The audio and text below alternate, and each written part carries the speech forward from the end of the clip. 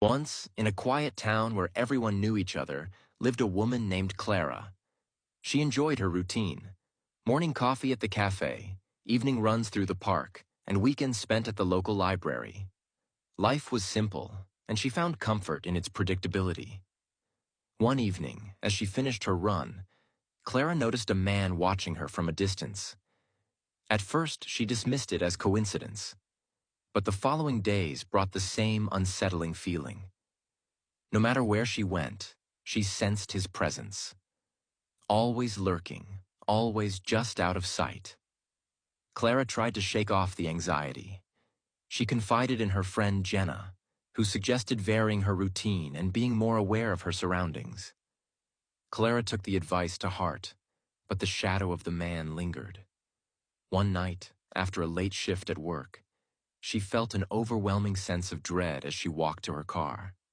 Her heart raced as she spotted the man leaning against a lamppost watching her. Panic surged through her, and she fumbled for her keys. She hurriedly unlocked her car, climbed inside, and locked the doors. The next day, Clara decided to go to the police. After explaining her situation, the officer nodded sympathetically but warned her that without concrete evidence, they couldn't take action. Clara felt helpless, but she resolved to stay vigilant. Weeks passed, and the man's presence became a part of her life. She began changing her routes, running at odd hours and avoiding the park. Still, she could never shake the feeling of being watched. One afternoon, Clara came home to find her front door slightly ajar. Her heart dropped. She stepped inside, calling out cautiously. The house was empty, but something felt off. Objects were out of place, as if someone had rifled through her belongings. Fear gripped her, and she quickly called the police. That night, Clara didn't sleep. She installed new locks and kept her phone nearby, ready to call for help at the slightest sound. Just as exhaustion began to take hold, she heard a noise outside. Her heart raced as she peered through the curtains. There he was. The man, standing across the street, staring directly at her. Desperation fueled her. Clara decided to confront her fear. The next morning, she went to the park where she first spotted him. She scanned the area, her heart pounding.